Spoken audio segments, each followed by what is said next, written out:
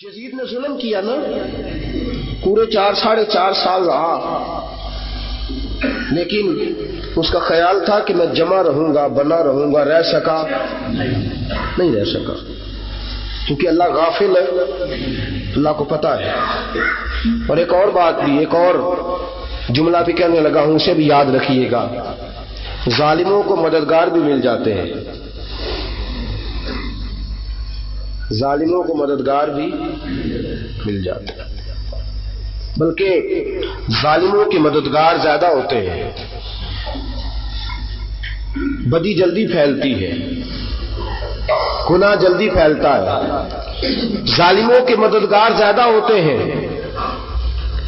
یزید کو مددگار ملے، ابن سعد ملا، ابن زیاد ملا، شمر ملا، خولی بن یزید ملا، بڑے اسے مددگار ملے جو کہتے تھے کہ بالکل کوئی خطرہ ہی نہیں ہے، دنیا تو ترستی ہے تیری دید کو، اور سب خیر ہے، ہر جگہ امن ہی امن ہے۔ موبائل بند کر دے جن کی جیبوں میں، اللہ آپ کو جزا دے، مسجد کی سب سیڑھیاں چڑھے تو انہیں بند کر کے آیا کریں، یہ خلل پیدا کرتے ہیں بعض اوقات۔ توجہ فرمائیے، کیا فرمایا؟ اس کو کہتے تھے کہ کوئی بات نہیں، ساری خیر ہے، کوئی مسئلہ ہی نہیں، بالکل تو بے فکر رہ، ہر طرف تیرے نام کے ڈنکے بجتے ہیں۔ یزید جب ظلم کر رہا تھا تو سمجھتا تھا مجھے کوئی نہیں پوچھے گا، کوئی میرے قریب نہیں آئے گا، لیکن یارو اس تک دنیا کا کوئی بندہ تو نہیں پہنچ سکا، لیکن اللہ کا قہر تو پہنچ گیا نا، اللہ کے انصاف کا ہاتھ تو پہنچ گیا نا، رب تو ہے نا دیکھنے والا، اللہ تو ہے۔ اور ایک بات یاد رکھیے گا، ظالم کو دنیا میں بھی سزا ملتی ہے،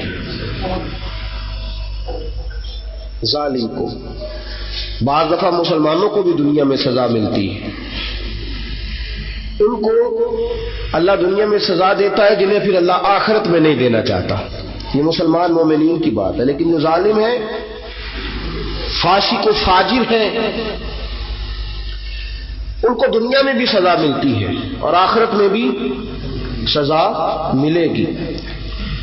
یزید اور یزید کے حواری، زیادہ وقت نہیں گزرا، انصاف کے لیے بعض اوقات کئی وقت انتظار کرنا پڑتا ہے۔ آپ کے ملک میں کیس چلتے ہیں تو کئی دفعہ دادا کیس لگاتا ہے تو پوتا سنتا ہے کیا بنا، لیکن اللہ کا انصاف دیر لگاتا، رب کا انصاف کبھی دیر لگاتا، اللہ نہ اجر دینے میں دیر نہ جزا دینے میں دیر کرتا ہے، نہ سزا دینے میں دیر کرتا ہے۔ محمود غزنوی گزر رہے تھے، ایک بوڑھے بابے کو دیکھا، ہاتھ اس کے کانپ رہے ہیں بابے کے، اور اس نے کئی پکڑی ہے، کدال پکڑا ہے اور وہ زمین کھود رہا ہے، ایک درخت لگا رہا ہے، بوٹا لگا رہا ہے۔ محمود غزنوی گھوڑے پہ گزر رہے تھے، نیچے اتر آئے، کہنے لگے بابا تو اس عمر میں کیوں یہ لالچ کر رہا ہے؟ تجھے پتا تو ہے نا کہ تو اس کی چھاؤں میں بیٹھ نہیں سکے گا، تو اپنی عمر دیکھ، تجھے کیا ضرورت ہے؟ بابا کہنے لگا مجھے بالکل پکا پتا ہے کہ میں چھاؤں میں نہیں بیٹھ سکوں گا، لیکن دل میں خیال ہے لگا جاؤں، میں نہ بیٹھوں گا میرے پوتے تو بیٹھیں گے نا، میں نہیں بیٹھوں گا میرے پوتے تو۔ نے کہا تو اس کا پھل بھی نہیں کھا سکے گا، کہنے لگا میں نہیں کھاؤں گا، میری اولاد تو کھائے گی، میری آنے والی نسل تو۔ محمود غزنوی کو بات بڑی اچھی لگی، کہنے لگا یار کتنی اچھی سوچ ہے کہ میری نسل تو پھل کھائے گی۔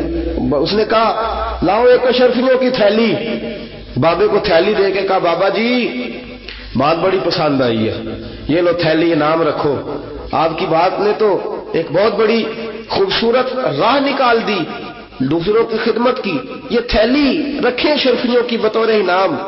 بابے نے تھیلی پکڑی اور مسکرا کے کہنے لگا محمود تو کہتا تھا اس کا پھل نہیں مجھے گا، مجھے تو لگانے سے پہلے مل گیا ہے، تو کہتا تھا پھل کوئی نہیں ملے گا، دیکھ فٹافٹ مل گیا، ابھی لگایا نہیں ابھی پھل مل گیا۔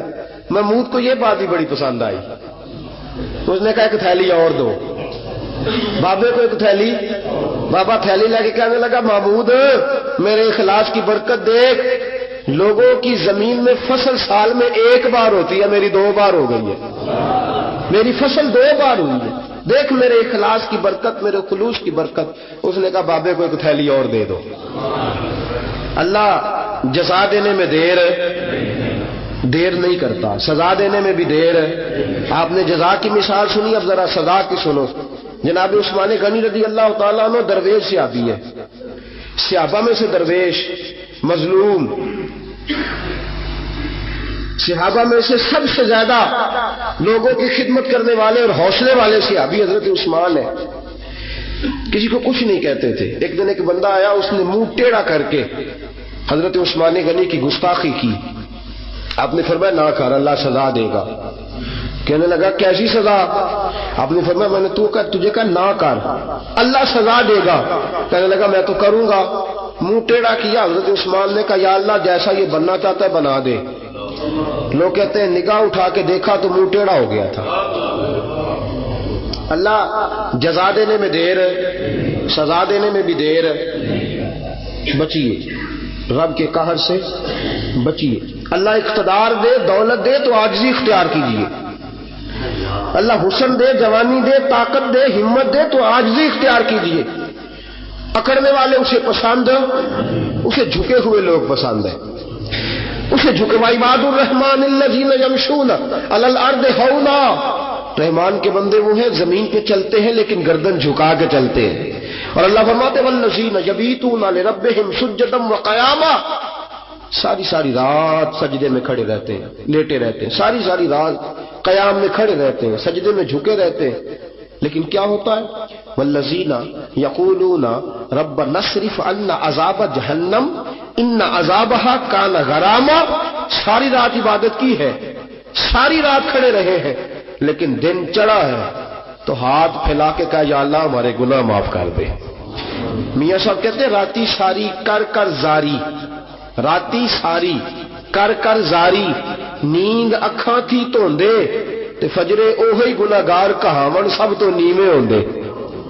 راتی ساری کر زاری، نیند اکھاں تھی دھوندے فجرے اوہی گناہگار کہاون سب تو نیویں۔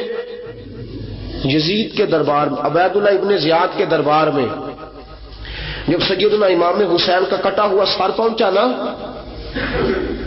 اس نے ایک چھڑی پکڑی اور چھڑی پکڑ کے نا تو امام حسین کے لبوں پہ مارنے لگا۔ کہنے لگا تجھے کہا تھا نا بات مان جا، کٹا ہوا سر تشت میں رکھا ہے، تجھے کہا تھا نا بات مان جا۔ راوی کہتا ہوں عبید اللہ ابن زیاد نے چھڑی ماری اور اس نے بے ادبی کی۔ کہنے لگا تو تھا ہی اس قسم کا، تیرا یہی حال ہونا چاہیے تھا معاذ اللہ۔ حضرت بریدہ اسلمی حضور کے صحابی دربار میں موجود تھے، فرمایا ابن زیاد تو برا ہے، تیرا باپ برا ہے، چھڑی پیچھے کر۔ کئی بار میں نے ان لبوں کو مصطفیٰ کو بوسے دیکھے ہوئے دے رکھا ہے، پیچھے کر ہٹا لے۔ راوی کہتے ہیں کہ 1 2 3 4 5 6 سال گزر گئے، وہی کوفے کا دربار، وہی محل، وہی تخت اور وہی تشت جس میں امام حسین کا سر رکھ کے لایا گیا تھا۔ 6 سال کے بعد مختار ثقفی حکمران بن گیا۔ مختار ثقفی نے کہا کہ میں چن کے ماروں گا وہ بندے جنہوں نے امام حسین کو قتل کیا تھا۔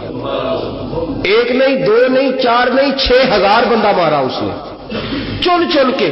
راوی کہتے ہیں کہ یہ ابن زیاد 30,000 فوج لے کے نہر فرات کے کنارے میدان کربلا کے سامنے آیا اور اس نے جہاد کیا۔ مختار ثقفی نے ابراہیم بن مالک کو بھیجا، فرمایا جاؤ قتل کر کے لاؤ۔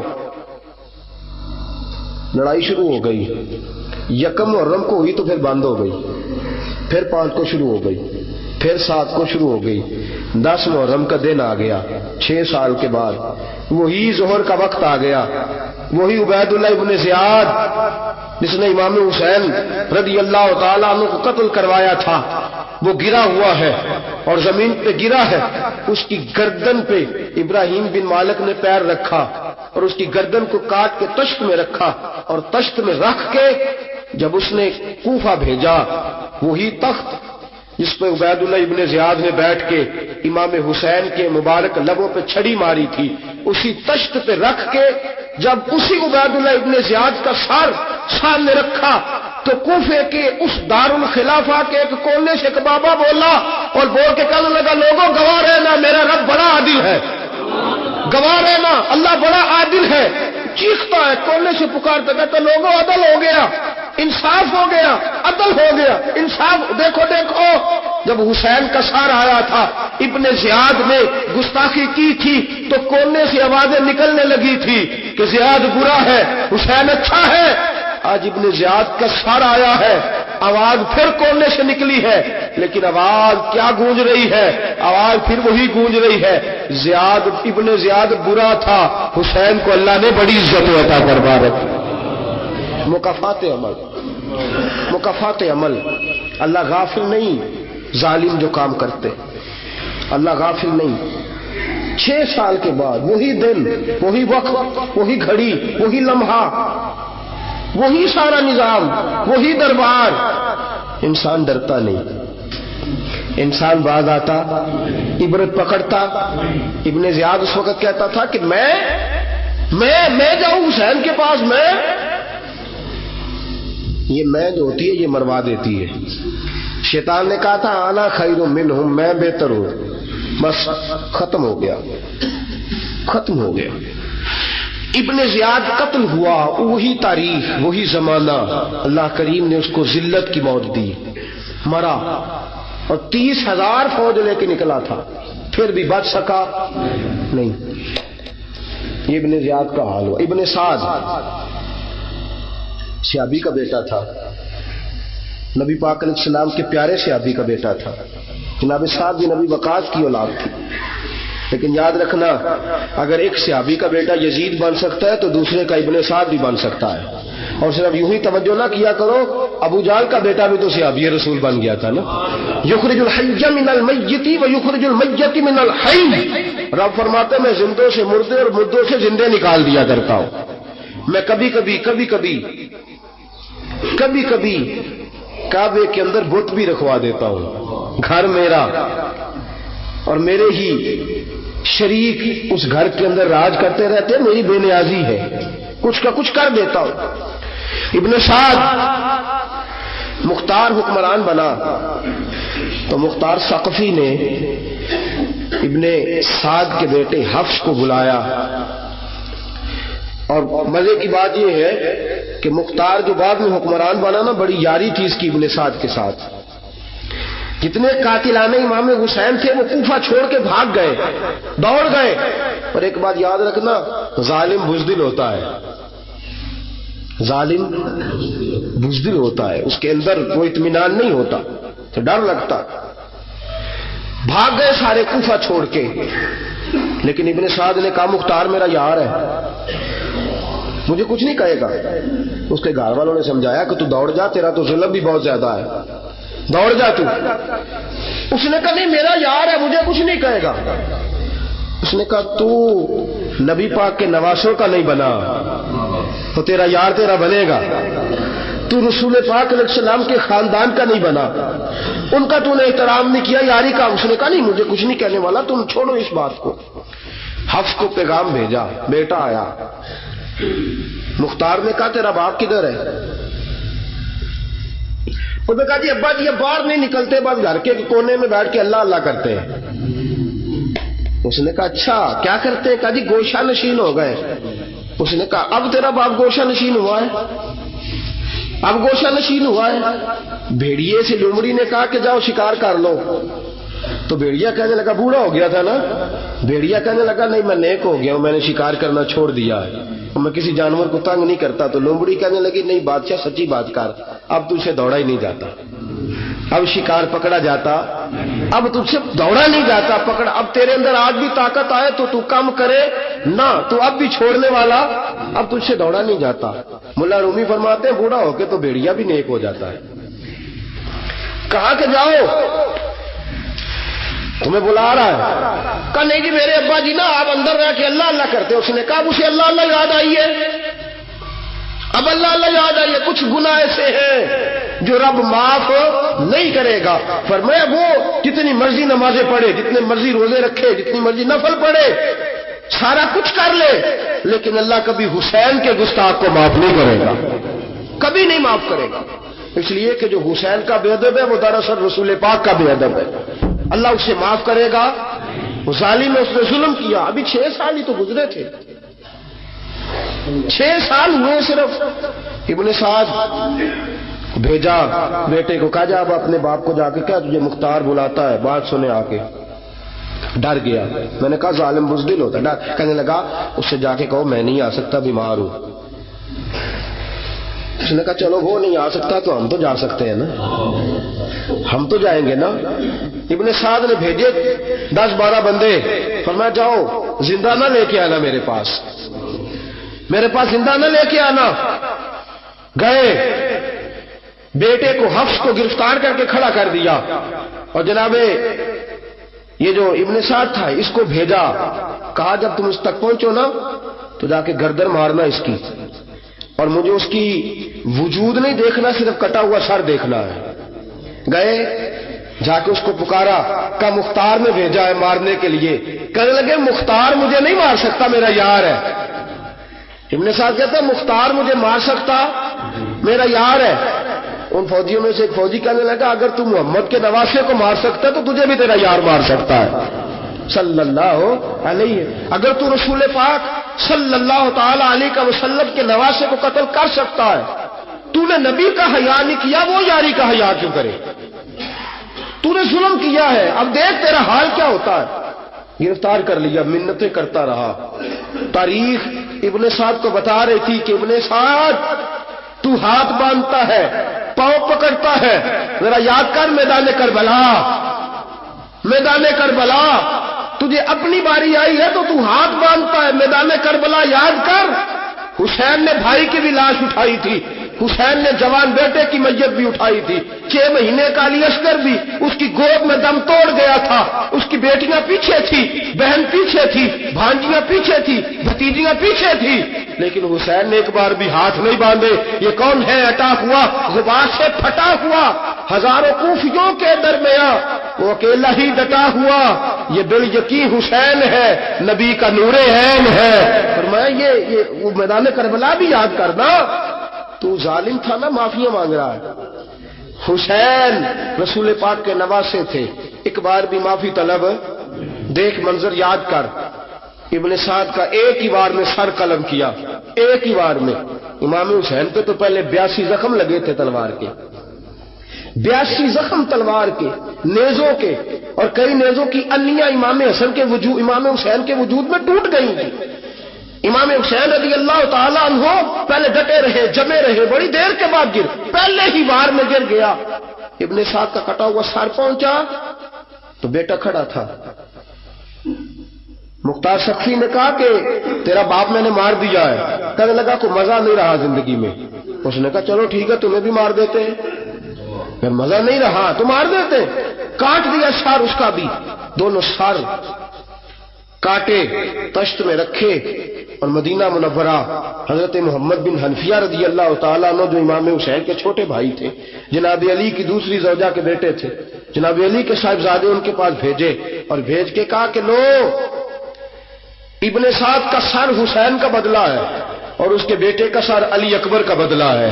جب محمد بن حنفیہ کے پاس پہنچے تو آپ نے فرمایا یہ کمینوں کے سر میرے بھائی کے سر کا بدلہ ہو ہی نہیں سکتے, یہ کہاں حسین کا بدلہ ہو سکتے ہیں. وہ حسین ابن علی, وہ حسین ابن علی, حسین ابن علی کی شان رفت کوئی کیا جانے, حسن جانے, علی جانے, نبی جانے, خدا جانے.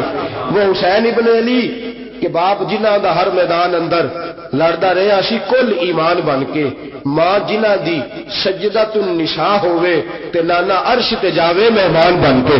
فرمایا یہ حسین کا بدلہ ہو سکتے ہیں. وہ خولی بن یزید, خولی بن یزید جس نے امام حسین کا سر کاٹا تھا. پتہ چلا نا, دیکھے نا امام حسین کو کتنے موقع ملے تھے کربلا سے جانے کے. پہلے موقع پر ہی اور بن یزید نے کہا کہ امام آپ جانا چاہیں تو میں رستے کھول دیتا ہوں, آپ تشریف لے جائیں.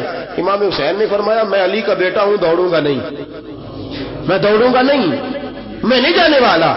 خولی بن یزید دوڑ گیا, کوفہ چھوڑ کے دوڑ گیا اور کسی دور دراز علاقے میں جا کے ڈیرا لگا لیا. پھر وہاں سے واپس آیا کسی نے کہا امن ہو گیا آ گیا دوبارہ کوفے. مختار کو پتا چلا کہ آ گیا ہے, پھنس گیا ہے, گھر پہنچ گیا ہے. اس کی بیوی جو تھی نا خولی بن یزید کی, بڑی محبت کرتی تھی نبی پاک کے خاندان کے ساتھ, حضور کے خاندان کے ساتھ بڑی محبت کرتی تھی. اور محبت والوں کا انداز پتہ کیا ہے؟ رنگے چمن پسند, نہ پھولوں کی بو پسند, ہم کو ہے وہ پسند جسے آئے تو پسند. یہ انداز ہے. انداز محبت یہ ہے کہ نبی پاک کا غلام نہ ہو, سگا چچا بھی ہو تو مانتے نہیں, غلام نہ بنے, سگا چچا بھی ہو تو مانتے نہیں. اور نبی پاک علیہ السلام کا غلام ہو, چاہے حبش کا رہنے والا بلال ہی کیوں نہ ہو, سردار مانتے ہیں. یہ انداز محبت ہے. وہ بیوی بڑی محبت کرنے والی تھی, اسی نے پیغام بھیجا, اس نے کہا آ گیا ہے گھر. بندے بھیجے, کہا جاؤ خولی کو پکڑ کے لاؤ. مختار نے کہا جلدی لاؤ. حکمران نے حکم دیا, لاؤ پکڑ کے. گئے, گھر کے اندر گئے تو چھپ گیا. چھپا کہاں؟ ٹوکرے کے نیچے. میں نے کہا ظالم بزدل ہوتے. ایک ٹوکرے کے نیچے چھپ گیا. بیوی سے کہنے لگا, ان سے کہنا میں گھر کوئی نہیں, ان سے کہو میں گھر نہیں. بیوی کہنے لگی چلو ٹھیک ہے. دروازے پہ گئی, وہ کہنے لگے ہم خولی بن یزید کو گرفتار کرنے آئے ہیں. منہ سے پکار کے کہنے لگی گھر کوئی نہیں, منہ سے, اور ہاتھ کے اشارے سے کہنے لگی وہ ٹوکرے کے نیچے چھپا ہوا ہے. منہ سے کہنے لگی کوئی نہیں گھر, تاکہ سن لے اندر, سن لے. منہ سے کہنے لگی کوئی نہیں, ہاتھ کے اشارے سے کہنے لگی چھپا ہوا ہے ٹوکرے کے نیچے. گئے, جا کے ٹوکرا ہٹایا. اپنے پاس بہت ساری دولتیں اور جائیدادیں وہ ساری دے دی. کہنے لگا یہ میرے پاس کتنا پیسہ ہے, یہ بہت سے کاغذات ہیں, یہ کتنے زیورات ہیں, لے لو, مجھے چھوڑ دو. انہوں نے کہا وہ حکومت کدھر ہے جس کے لیے تم نے حسین کا سر کاٹا تھا؟ کدھر ہے وہ تمہارے تخت, اور کدھر گئی وہ تمہاری سلطنتیں, اور کدھر گئی وہ تمہاری دولت اور اقتدار, اور کدھر ہے وہ تمہارا اسلحہ جس کی بنیاد پر تم نے رسول پاک کا خون میدان کربلا میں بہایا تھا, وہ ہمارے سامنے لے کے آ. کہنے لگا یہ تھوڑے سے انعامات جو میں نے اکٹھے کیے تھے, یہ دنیا کی گندی دولت, اس کے لیے میں نے میدان کربلا میں امام حسین کا مبارک سر مبارک تن سے جدا کیا تھا, لے لو, مجھے چھوڑ دو. انہوں نے کہا نہ دنیا میں لے تجھے چھوڑیں گے, اور نہ اللہ ہی تجھے قیامت کے دن چھوڑے گا. گرفتار کر کے لائے, گرفتار کر کے لائے. مختار نے کوفے کے بازاروں کے اندر اعلان کیا کہ آؤ باہر نکلو تمہیں بتاؤں. حسین ابن علی کا خاندان گرفتار کر کے انہی کوفے کی گلیوں میں پھرایا گیا تھا نا, یہی گھمایا گیا تھا. آؤ تمہیں دکھاؤں خدا کا انتقام اور اللہ تبارک و تعالیٰ کا انصاف تمہیں دکھاؤں. آؤ میدانوں میں نکلو, گھروں سے باہر آؤ. مختار ثقفی اگرچہ بندہ آباد میں یہ بھی ٹھیک نہ نکلا, لیکن بعض اوقات میرے نبی پاک علیہ السلام نے فرمایا اللہ اپنے دین کا کام اپنے نافرمان سے بھی لے لیا کرتا ہے. اس نے کام لینا ہو فاسق سے بھی لے لیتا ہے. اللہ نے لے لیا کام. نکلو میدانوں میں, نکلے باہر. چوک بھر گئے, گلیاں بھر گئی, کوفے کے محلات بھر گئے. مختار نے کہا لوگوں 6 سال پہلے کی تاریخ بھی ذہن میں رکھنا, اور آج کا دن بھی تم کبھی مجھے وہ خولی بن یزید ہے کہ یہ نعرے لگاتا تھا کوفے کی گلیوں میں کہ میں نے حسین کا سر کاٹا ہے, میں نے حسین کا سر کاٹا. تمہارے سامنے کھڑے, پوچھو پوچھو اس سے پوچھا بھی تو نے حسین کا سر کاٹا؟ کہنے لگا جی میں نے تو بالکل نہیں کاٹا تھا, میں تو انعام کے لیے نعرے لگاتا تھا, میں نے تو نہیں کاٹا. اس نے کہا چلو ابھی کرتے ہیں تیرا بندوبست. زخم لگائے, زخم لگائے, تلوار کے ساتھ اس کے وجود پر زخم لگائے, اور جب نڈھال ہو گیا, خون بہ گیا, زمین پہ گر گیا, تو مختار نے کہا اس کے وجود کو آگ لگا دو, زندہ کو جلا دو. جب وہ جل رہا تھا راکھ اڑ رہی تھی. لوگ کہہ رہے تھے کہ دیکھو یاد رکھنا اللہ نے رسی ڈھیلی کر دی تھی, اب رب نے رسی کھینچی ہے, تو دیکھو خدا سے بڑا کسی کا انصاف نہیں ہے. کس انداز میں امام حسین کے قاتل کو شمر ذل جوشن, میں نے کہا تھا 10 محرم کے دن جب مختار کے لوگ اس کے پیچھے بھاگے تو مدینہ منورہ تک گیا. حضرت امام زین العابدین سے بھی ملا, انہوں نے پانی بھی پلایا, پانی بھی پلایا. کہنے لگا امام صاحب لگتا ہے آپ نے مجھے پہچانا نہیں. فرمایا میرا سارا گھر اجاڑ دیا, میں تجھے بھول سکتا ہوں؟ کہا پھر پانی کیوں پلایا ہے؟ فرمایا بند کرنا تمہارا کام ہے. اور دشمنوں کو پلا دینا یہ ہمارے خاندان کا رواج ہے۔ فرمایا میں نے میرا سارا گھر اجاڑ دیا، تجھے کبھی بھول سکتا ہوں؟ بھول ہی نہیں سکتا، لیکن چونکہ ہمارے گھر کا کوئی مزاج ہی تھوڑا منفرد ہے، ہمارا کوئی انداز ہی تھوڑا مختلف ہے۔ شمر دوڑتا امام زین العابدین سے کہنے لگا پناہ، مجھے پناہ ملے گی؟ آپ نے فرمایا جیسے اللہ پناہ نہ دے اسے بندہ بھی نہیں دے سکتا، تیرے پاس اب چارہ کوئی نہیں، اس لیے کہ اب تجھے دیکھیں نا، یاد رکھنا ظالم دوڑتے ہیں نا، جب ظالم دوڑتے ہیں تو پناہ مانگتے پھرتے ہیں، جب ان کا توتی بولتا ہے تو کہتے ہیں ہم چما دیگرے نیس، ہمارے جیسا کوئی اور ہے ہی نہیں، اور جب رسی کھینچتا ہے اللہ تو پھر بھاگے پھرتے ہیں گلیوں اور بازاروں میں، دوڑے پھرتے ہیں، اس لیے کہتے ہیں کہ ڈر کے رہنا چاہیے، ڈر کے۔ آج بھی ان کے ساری شمر کو کہا کہ تو اب تجھے کوئی پناہ دے نہیں سکتا، اس لیے کہ تو اللہ کی پکڑ میں آنے والا ہے۔ شمر دوڑتا دوڑتا ایک گاؤں میں جا کے چھپ گیا، وہاں کے لوگوں کو مارا پیٹا، کہا قبر کسی نے بتایا تو گردن اڑا دوں گا۔ رات کا سناٹا چھایا تو مختار سقفی کا گروہ پہنچ گیا، شمر کو گرفتار کر کے لایا۔ مختار سقفی نے کہا کہ اس کے نا ہاتھ اور پیر باندھو، یہ پانی بند کرتا تھا میرے امام کے بچوں پر، یہ پانی بند، اور نعرے لگاتا تھا، کھڑا ہو کے کہتا تھا کہ امام پانی جانوروں کو دوں گا، درندوں پرندوں چرندوں کو دوں گا، لیکن اگر علی اصغر مانگے گا تو پھر نہیں دوں گا، علی اکبر مانگے گا تو پھر نہیں دوں گا، عباس مانگیں گے تو پھر نہیں دوں گا، اگر زین العابدین مانگیں گے تو نہیں دوں گا، سکینہ شہربانو اور زینب کو پانی نہیں ملے گا، باقی ساری کائنات پیے گی، آپ کو نہیں ملے گا۔ یہ وہی شمر تھا، گرفتار کر کے لایا، 3 دن تک پیاسا رکھا، اور زبان اتنی لمبی باہر نکل آئی، العطش العطش کی آوازیں بلند کرنے لگا۔ کہا جناب اس کا کرنا کیا؟ کہا اس کے ہاتھ باندھ دو، پیر باندھ دو، اور جو بھوکے کتے ہیں نا جن کو کئی دنوں سے میں نے بھوکا رکھا ہوا ہے، وہ کتے اس پر چھوڑو، اور جب کتے اس کا گوشت نوچے تو کوفے کے بازاروں میں اعلان کرنا کہ جو نبی پاک کی اہل بیت کا گستاخ ہو اسے اسرائیل بھی جان نکالنے نہیں آتے۔ کتے نوچتے ہیں، تڑپتا ہے لیکن جان نکلتی۔ کہا آؤ دیکھو آ کے یہ ہے میت کسی بے ادب کی، منہ دکھانے کے قابل نہیں ہے، ان کے دشمن پہ لعنت خدا کی، رحم پانے کے قابل نہیں ہے۔ میں دیکھو جان بھی نہیں نکل رہی، اور میں یہ وہ ہے جس کو 2 گز زمین بھی نہیں مل سکی، کتوں کے پیٹوں میں اسے جگہ ملی ہے، یہ وہ تھا۔ تو جناب امام حسین رضی اللہ تعالیٰ عنہ کے خاندان پہ پانی بند کرنے والا تھا۔ میرے عزیزو دیکھو، رب فرماتا ہے کہ میں کبھی کسی ظالم سے غافل نہیں۔ یہ تو تھا نا تھوڑا سا ظالموں کا انجام جو میں نے آپ کے سامنے رکھا، تھوڑا سا ظالموں کا انجام جو میں نے آپ کے سامنے رکھا، پھر تاریخ نے پلٹا کھایا۔ میرے امام کا ایک ہی بیٹا حضرت امام زین العابدین، ان کے 6 بیٹے کتابوں میں آتے ہیں، کم اور زیادہ کی روایتیں بھی ملتی ہیں۔ امام زین العابدین، ایک لخت جگر اور ایک خاندان کی سپہ سالار بی بی، کون بھلا؟ حضرت سیدہ زینب رضی۔ یہ جناب زینب جب پیدا ہوئی تھی نا تو حضرت علی رضی اللہ تعالیٰ عنہ فرماتے ہیں کہ حضور سفر پہ گئے ہوئے تھے، تو مجھے سیدہ فاطمہ نے کہا کہ بچی کا نام رکھو، تو میں نے کہا کہ میں نے پہلے رکھے ہیں۔ کہا حضور تو سفر پہ ہیں، فرمایا آئیں گے تو نام رکھیں گے۔ جناب زینب رضی اللہ تعالیٰ اور حضرت امام زین العابدین کی مختلف روایتوں میں مختلف عمر آئی۔ یہ 2 خاندان کے بڑے بچے تھے، خاندان کے یہ 2 بڑے بچے تھے۔ میرے دوستو، یہ جو ایک اہم مسئلہ آپ کے گوش گزار کروں، پہلے یہ ہوتا تھا پہلے کہ خلافت روحانی بھی اور سیاسی بھی ایک ہوتی تھی۔ امام حسن تک ایک رہی، روحانی خلافت بھی اور سیاسی خلافت بھی ایک رہی۔ مسئلہ تھوڑا باریک ہے، تھوڑا سا آپ کو میرے بات غور سے سننی پڑے گی۔ پہلے خلافت ایک ہوتی تھی، روحانی بھی اور سیاسی بھی۔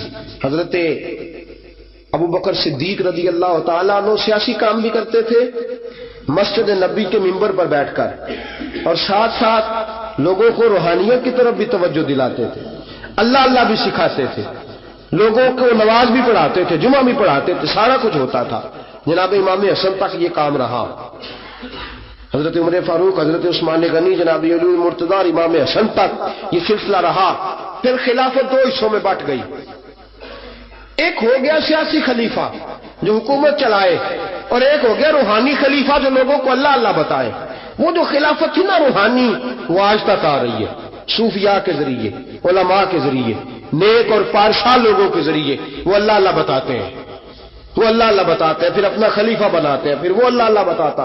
یہ وہ ہے خلاف۔ حضرت امام زین العابدین رضی اللہ تعالیٰ عنہ کو بادشاہ وقت نے بلایا نا اپنے پاس، تو امام زین العابدین نے فرمایا میں نہیں جاؤں گا، میں جاؤں گا۔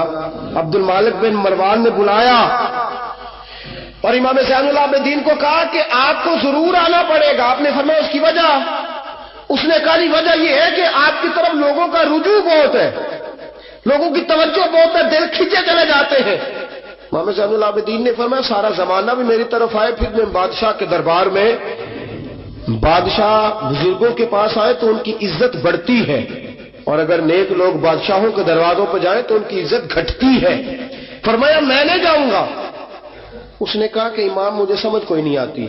امام زین العابدین سے کہنے لگے مجھے سمجھ کوئی نہیں آتی کہ بادشاہ میں ہوں لیکن راشا آپ کے پاس ہوتا ہے۔ عجیب تماشا ہے کہ لوگوں کی تلواریں میرے ساتھ رہتی ہیں، دل آپ کے ساتھ دھڑکتے ہیں۔ میں دیکھتا ہوں کہ مدینے کے بعد ایک کٹیا میں آپ رہتے ہیں، کٹیا میں، لیکن میں دیکھتا ہوں کہ سورج بھی چڑھتا ہے تو آپ کو سلامی دے کے چڑھتا ہے، اور چاند بھی نکلتا ہے تو حسین کے بیٹے کے قدم چوم کے نکلتا ہے۔ امام زین العابدین رضی مدینے سے باہر چلے گئے، ڈیرا لگا لیا، عمر بھر اسی جگہ، نام تو علی اوس تھا نا آپ کا، لیکن زین العابدین عبادت کرنے والوں کی زینت۔ میرے امام نے خلیفہ عبد المالک بن مروان سے کہا تو باز آ جا، میں حسین کا بیٹا ہوں، مجھے لوگوں کو اللہ اللہ سکھانے دے۔ اب میں تخت خلافت پہ بیٹھ کر نہیں، میں چٹائی پہ بیٹھ کے دین پڑھاؤں گا، اب میں فرش زمین پہ بیٹھ کے لوگوں کو اللہ اللہ سکھاؤں گا۔ امام زین العابدین کو خلیفہ عبد المالک بن مروان ہوا پتہ کیا تھا؟ تھوڑی سی تاریخ بتا دوں۔ یزید کے مرنے کے بعد اس کا بیٹا آیا، وہ 40 دن تک رہا، میں نے 10 محرم کو بتایا تھا۔ اس نے کہا میں اپنے باپ کو بھی اس قابل نہیں سمجھتا تھا، چھوڑ کے چلا گیا۔ اس کے بعد حضرت عبداللہ ابن زبیر رضی اللہ تعالیٰ عنہ جو تھے، وہ کیونکہ مکہ اور مدینہ اور حجاز کے لوگوں نے انہیں اپنا امیر بنا لیا تھا۔ جب یزید کے بیٹے نے خلافت چھوڑی تو وہ پورے ملک کے ایک جو ہے وہ امیر بن گئے۔ ان کے درمیان ہی مروان نے سازش کی، مصر اور شام پہ اس نے اپنا تسلط جما لیا۔ مروان مرتے وقت اپنے بیٹے عبد المالک بن مروان کو بنا گیا امیر۔ عبد المالک بن مروان بڑا ظالم، بڑا خونخوار، بڑا بد تہذیب آدمی تھا۔ امام زین العابدین سے کہنے لگا کہ آپ کو آنا پڑے گا۔ آپ نے فرمایا میں کوئی نہیں آؤں گا۔ اس نے امام زین العابدین کو گرفتار کرایا۔ بہت سارے بزرگوں نے لکھا ہے، بالخصوص امام قشیری نے رسالہ میں لکھا، گرفتار کرایا، ہاتھوں میں بیڑیاں، پیروں میں بیڑیاں۔ امام زین العابدین جس طرح نکلے تھے نا کربلا سے اور دمشق آئے تھے گرفتاری کے عالم میں، اور پھر دمشق سے مدینے آئے تھے، اسی عالم میں پھر گرفتار کرایا۔ اور خلیفہ عبد المالک بن مروان کے سامنے جب امام زین العابدین پہنچے تو آپ نے کہا کہ تو نے دیکھا ہے نا میرے باپ کے قاتلوں کا کیا انجام ہوا تھا، تو نے دیکھا ہے میرے باپ کے قاتلوں کا، باز آ جا۔ اس نے کہا کہ یزید کے پاس طاقت تھی، اس نے آپ کو گرفتار کرا لیا تھا، اب میرے پاس طاقت ہے، میں نے بھی گرفتار کرا لیا ہے۔ امام زین العابدین سے کہنے لگا آپ کے پاس طاقت ہے تو دکھائیے، آپ کے پاس ہے طاقت تو دکھائیے۔ امام زین العابدین رضی اللہ تعالیٰ عنہ نے فرمایا تجھے کہا چیلنج نہ کر، میں درویش ہو گیا ہوں، ایک طرف لگ گیا ہوں، ایک کونے میں جا کے بیٹھ گیا ہوں، مدینے سے باہر جا کے میں نے ڈیرا لگایا، بس مجھے اب چھیڑ مت، مجھے اپنا کام کرنے دے، مجھے لوگوں کو دین سکھانے دے، اللہ اللہ بتانے دے، تو جان، تیری حکومت جانے، تیری سلطنت جانے، میں تیرے کام میں دخل نہیں دیتا، تو میرے کام میں دخل نہ دے، مجھے اللہ اللہ کرنے دے، اللہ اللہ کرانے دے۔ کہنے لگا میرے پاس طاقت ہے، میں نے گرفتار کر لیا ہے۔ امام زین العابدین رضی اللہ تعالیٰ عنہ کے ہاتھ اور پاؤں میں بیڑیاں تھی۔ امام زین العابدین کی زبان سے نکلا اللہ اللہ اللہ۔ تیسری دفعہ جب آپ کی زبان سے اللہ نکلا ساری بیڑیاں ٹوٹ کے زمین پہ گر گئیں۔ امام زین العابدین کے لیے اٹھنے لگا، فرمایا بیٹھ جا زمین پہ۔ خلیفہ زمین پہ بیٹھا، امام زین العابدین رضی اللہ تعالیٰ عنہ نکلے۔ مجھے نہ کہنا روایت ضعیف ہے، روایتیں ضعیف ہوتی ہیں، عقیدے مضبوط ہونے چاہیے۔ حضرت امام زین العابدین پلٹے اور پلٹ کے کہنے لگے طاقت پہلے بھی ہمارے پاس تھی، طاقت آج بھی ہمارے پاس ہے، جب رب کہتا ہے ہم استعمال نہیں کرتے، اور جب کہہ دیتا ہے تو ہم استعمال کرنا شروع کر دیتے ہیں۔ بس اللہ کی رضا پہ راضی.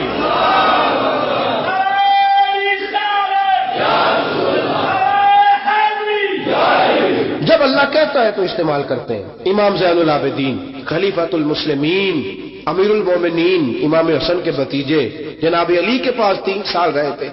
وہ تو کٹ گئے سارے، لیکن میرے امام زین العابدین اگرچہ حکومت نہیں لی لیکن دلوں پہ حکومت کرتے رہے، دلوں پہ. یہی خلیفہ عبد الملک بن مروان.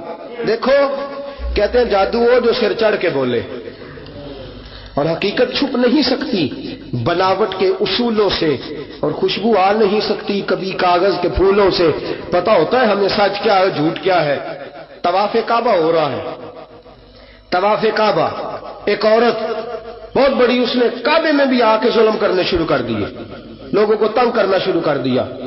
ایک بات یاد رکھنا، میں گیا ہوں عمرے پہ، مجھے اللہ نے توفیق دی ہے، لوگ وہاں جا کے بھی باز نہیں آتے، دھکے مارتے ہیں، بڑا کچھ کرتے ہیں. وہ اللہ کا گھر ہے، اگر فضل زیادہ ہے تو وہاں غضب بھی بڑی جلدی ہو جاتا ہے. وہ بی بی باز نہیں کہتی تھی میں بہت بڑے امیر کی بیوی ہوں، خبردار. کوئی قریب آیا تو حجر اسود کے قریب گئی تو حجر اسود نے پکڑ لیا، دبوچ لیا، پکڑ لیا، چھوڑتا ہی کوئی نہیں. چمٹ گئی ساتھ، بلاؤ لوگوں کو، بڑا کچھ کیا، لیکن حجر اسود چھوڑتا. اللہ آپ کو حج کی توفیق دے، آمین تو کہہ دے. اللہ آپ کو عمرے پہ لے جائے. یہ حجر اسود پتہ بندے وہ جا کے بہادری دکھاتے ہیں. میں جی پرا سٹے 5-7 بندے، میں پھر چمدا رہا بڑا چیر. ایک وہ عقل مندی کیتی ہے، ایک وہ عقل مندی والی بات ہے. وہاں جا کے ہمارے بزرگ تو کہتے ہیں وہاں جا کے جانوروں کا بھی ادب کرو. وہ خدا رسول کے مہمان میں دھکے دیتے رہے، کوئی عقل مندی ہے؟ یہ کوئی بہادری نہیں. اگر سوڈان والے کرتے ہیں، ایران والے کرتے ہیں تو وہ جانے، ان کا رب جانے، ان کے عمل جانے. ہم تو وہاں جا کے جانوروں کا بھی ادب کریں گے، ادب کریں گے، احترام. نہیں موقع ملتا تو نہ ملے.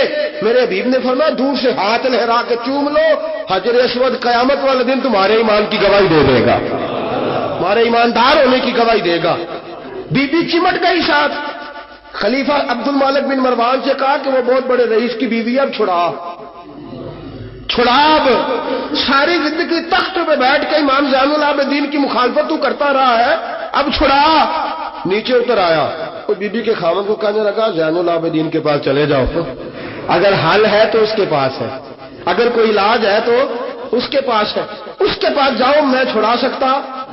ادھر جاؤ، ادھر وہ ہے دروازہ، وہ ہے جناب علی کا پوتا، وہ ہے امام حسین کا جانشین، وہ بیٹھا ہے. زین العابدین تیرا تو سارا گھر کربلا میں کٹ گیا تھا، تیرے پاس تو رہنے کو مکان تک نہیں بچا تھا، خون کی ندیاں بہ گئی تھی، اور یہ کیا معاملہ ہے؟ امام زین العابدین کی سیرت اور صورت لوگوں کو بتاتی ہے کہ اب بھی اگر محبتوں کی وجہ سے دل جھکیں گے تو ہمارے خاندان کی طرف ہی جھکیں گے. امام زین العابدین کے پاس گئے، امام زین العابدین اپنے حجرے میں بیٹھے، کہا جناب ایک بی بی حجر اسود کے ساتھ لگ گئی، آپ آئیے.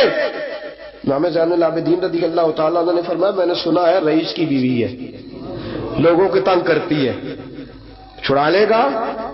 انہوں نے کہا حضرت جی وہ بھی آیا ہوا ہے، وہ کہتا ہے اگر چھڑا سکتا ہوتا تو پہلے بھی چھڑا لیتا، مہربانی کرے. امام زین العابدین اٹھے، ان کے ساتھ گئے، اس بی بی سے جا کے کہنے لگے تو توبہ کرتی ہے؟ توبہ کرتی ہے؟ کہنے لگی کرتی ہوں. امام زین العابدین کے ہاتھ اٹھے، لفظ کیا ہے؟ یا اللہ تو جانتا ہے نا میں کون ہوں. لفظ کیا ہے؟ امام زین العابدین کی دعا سنو، دعا پر میں مولا تو جانتا ہے میں کون ہوں، میں کون ہوں. راوی کہتے ہیں امام زین العابدین کی زبان پر لفظ ہے یا اللہ تو جانتا ہے نا میں کون ہوں. بی بی دھڑام سے پیچھے گری اور کہنے لگی اللہ اکبر، دھڑام سے پیچھے گر گئی. اللہ اکبر. علی کا گھر بھی کیا گھر ہے کہ جس گھر کا ہر ایک بچہ جسے دیکھو وہی شیر خدا معلوم. اور میرے اعلیٰ حضرت فرماتے ہیں تیری نسل پاک میں ہے بچہ بچہ نور کا، تو ہے عین نور، تیرا سب گھرانہ نور کا. جناب امام زین العابدین رضی اللہ تعالیٰ عنہ کیا کہتے ہیں؟ یا اللہ تو جانتا ہے نا میں کون ہوں. ایک وہ تھے جو مٹ گئے، مٹتے ہیں، مٹ جائیں گے، مٹتے ہیں آدھا تیرے، نہ مٹا ہے نہ مٹے گا کبھی چرچا تیرا. ایک وہ تھے جو مٹ گئے، اور ایک یہ میرے امام کا صاحبزادہ ہے. اور میرے دوستو وہ جو بات میں نے پہلے کہی نا، یہ اکڑے رہے، یہ ظالم اکڑے رہے، مر گئے. میرے امام کا یہ صاحبزادہ، ایک صاحبزادہ مدینہ منورہ کے ایک کونے میں، ایک نکر میں ساری زندگی لوگ کہتے ہیں کہ امام زین العابدین کا حال یہ تھا، نماز شروع کرتے اتنی لمبی نماز پڑھتے کہ بھول جاتے سارا زمانہ۔ امام زین العابدین نماز پڑھ رہے ہیں، گھر میں آگ لگ گئی ہے، چھوٹا بچہ آپ کا چھوٹا صاحبزادہ قریب سویا ہوا ہے، امام زین العابدین رضی اللہ تعالیٰ عنہ نماز پڑھ رہے ہیں، آگ لگ گئی، بچہ قریب سویا، لوگ آئے، شور مچ گیا، آگ بجھاتے رہے، بچے کو اٹھا کے لے جاتے رہے۔ نماز کے بعد امام زین العابدین نے دیکھا، فرمایا یہ کیا ہے، یہ خاک کس قسم کی؟ انہوں نے کہا حضرت جی گھر میں آگ لگ گئی تھی، آپ کو پتہ ہی نہیں؟ کہا کیوں، کیا ہوا؟ کہا ہم سارا زمانہ آگ بجھا رہا تھا، آپ نماز پڑھ رہے تھے۔ فرمایا تم دنیا کی آگ بجھا رہے تھے، میں نانا مصطفیٰ کی امت پر دوزخ کی آگ بجھا رہا تھا۔ تم دنیا کی آگ بجھا رہے تھے، میں حضور کی امت کے لیے دوزخ کی آگ بجھا رہا تھا۔ تم دنیا کی بجھاتے رہے، میں دوزخ کی بجھا رہا تھا۔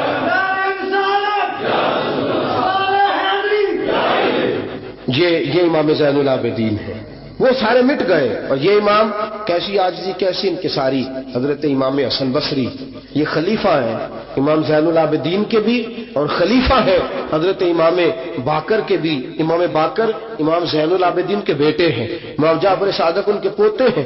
حضرت امام زین العابدین رضی اللہ تعالیٰ عنہ کے بارے میں حضرت حسن بصری فرماتے ہیں کہ رات کا سناٹا تھا، کعبے میں اس وقت اتنا رش نہیں ہوتا تھا، میں قریب ہی ٹھہرا ہوا تھا، آدھی رات کا وقت ایک نوجوان کے رونے کی آواز آئی، یا اللہ میرے گناہ بخش دے، یا اللہ مجھے معاف کر دے، یا اللہ مجھے معاف کر دے، وہ چیختا۔ امام حسن بصری فرماتے ہیں کہ میں سویا ہوا تھا اپنے حجرے میں، کعبے کے قریب ٹھہرا ہوا تھا، فرماتے ہیں کہ میری اس نوجوان کی آہوزاری کی وجہ سے میری آنکھ کھل گئی، اس کی طلب کی وجہ سے میں اٹھا۔ تو فرماتے ہیں کہ میں نے سوچا بہت بڑا کوئی گناہگار آ گیا ہے۔ فرماتے ہیں کہ وہ کیا کہتا ہے، جب میں اٹھا ہوں کعبے کے قریب گیا ہوں کہ جا کے تسلی دیتا ہوں تو اس کی زبان سے جملہ نکلا، کہنے لگا یا اللہ مجھے قیامت میں ذلیل نہ کرنا، اے اللہ اگر میرے عمل اچھے نہیں تو مجھے قیامت کے دن اندھا کر کے اٹھانا، میں تیرے نیک بندوں کے سامنے کیا جواب دوں گا۔ فرماتے ہیں وہ نوجوان تڑپتا ہے، روتا ہے۔ حضرت حسن بصری فرماتے ہیں کہ میرے پہنچتے پہنچتے وہ اتنا بلند آواز سے تڑپنے لگا کہ بے ہوش ہو کے زمین پہ گرا۔ اور فرماتے میں قریب گیا، اس نوجوان کے قریب گیا تو بڑی خوبصورت خوشبو مجھے آئی۔ فرماتے میرے دل میں خیال تھا تسلی دوں گا کہ بیٹا ٹھہر جا، میں بھی دعا کرتا ہوں، تو بھی دعا کر، اللہ بڑا مہربان ہے، معاف کر دے گا۔ فرماتے ہیں جب میں نے اس نوجوان کے چہرے سے زلفیں ہٹائی، گرد صاف کی تو میرے پاؤں تلے سے زمین نکل گئی۔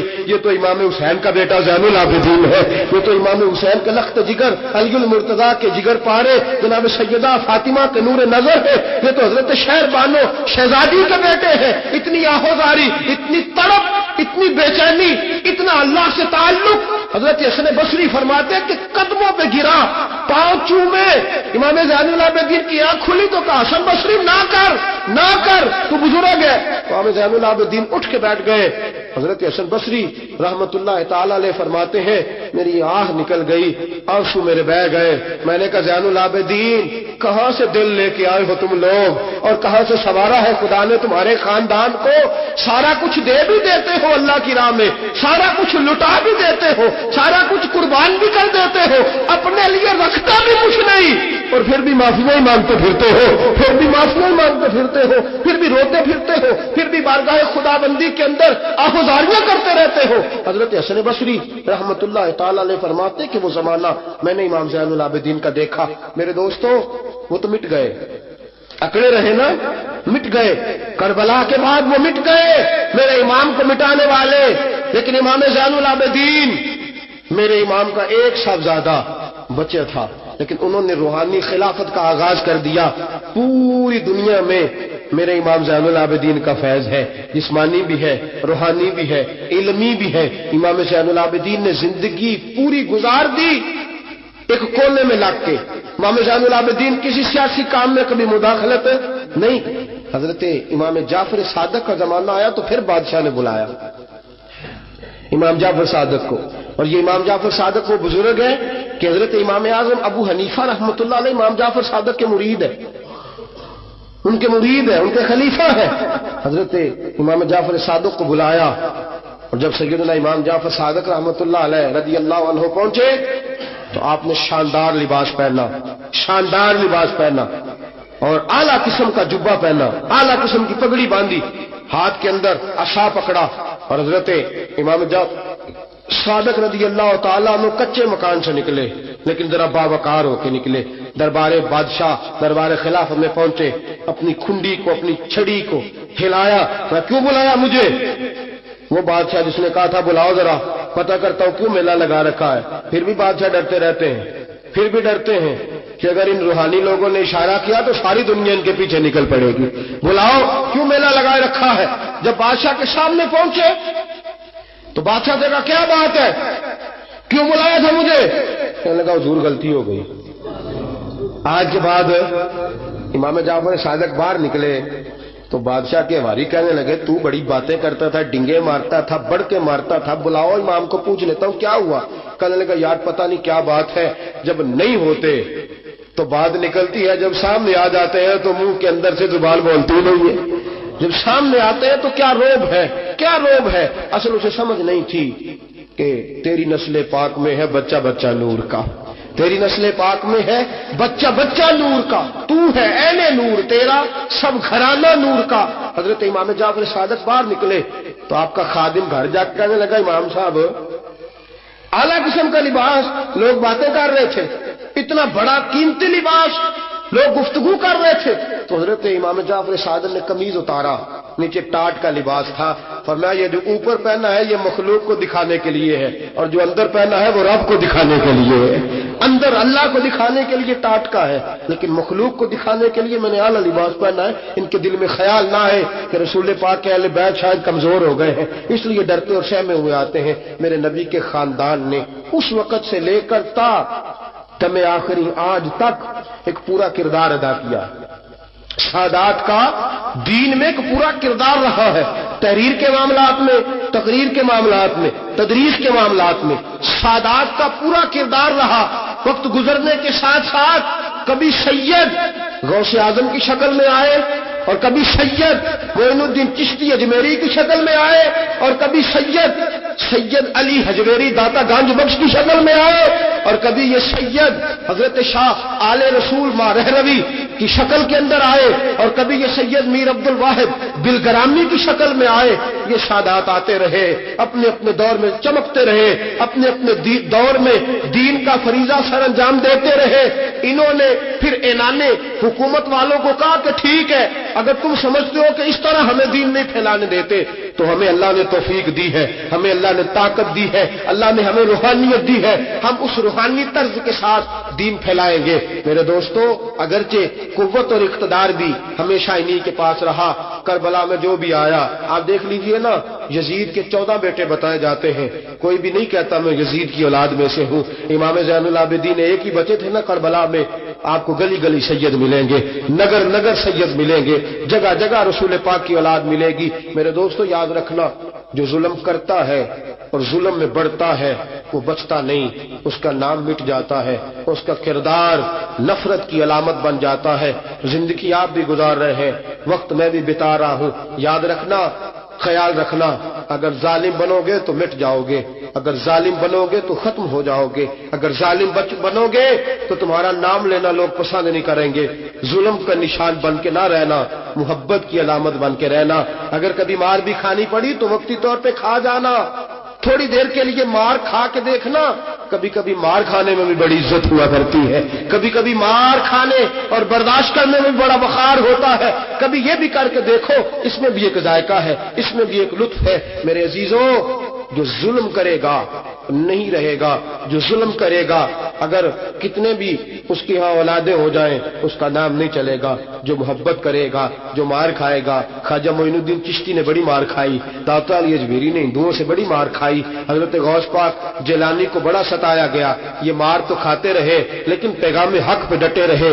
इसे मार खानी आ जाए, मार खानी, बल्कि मुल्ला रूमी फरमाते हैं जिसे कटना आ जाए वो बच जाता है, जिसे कुर्बान होना आ जाए उसे इज्जत मिल जाती है। जो बर्दाश्त करना सीख जाता है वो मोहब्बत की अलामत बन जाता है। मैदान करबला ने ये सबक दिया कि अगर वक्ती तौर पे मार खानी पड़ी तो जरा खा के देखना, लेकिन खाना हक के रास्ते में, खाना हक के रास्ते में। और एक और बात भी ज़हन के अंदर रखिए, जरूरी नहीं कि किसी जगह पे कसरत हो जाए, ज्यादा हो जाए तो वो हक की अलामत ही हो। हमेशा कसरत हक की अलामत इत्तबिउ सवादिल आज़म वाला मामला दूसरा है, लेकिन कसरत हमेशा सदाकत की अलामत नहीं होती। यजीद के साथ थे तो बहुत ज्यादा, लेकिन कभी भी दिल के साथ उन्होंने यजीद की सपोर्ट नहीं की। थे बहुत इमाम हुसैन के साथ, उस वक्त तो थोड़े थे, लेकिन जरा आज तक देखिए कितने हैं जो इमाम हुसैन से प्यार करते हैं, मैदान करबला से लेकर आज तक। और फिर किसी ने कहा था ना, इंसान को बेदार तो हो लेने दो, हर शख्स पुकारेगा हमारे हैं हुसैन। फिर देखना सुबह कयामत तक कितने हैं। हक के नाम पे डट जाओ, अगर तुम एक भी हुए, दो भी हुए, 10 और 12, 14 भी हुए, रहना हक पे कायम रहना। मार खा के देखना, इसमें भी बड़ी लज्जत है। जुल्म से बचना, जुल्म बहुत बड़ा ऐब है, जुल्म बहुत बड़ी बीमारी है, लग जाएगी तो नामो निशान मिटा देगी, खत्म कर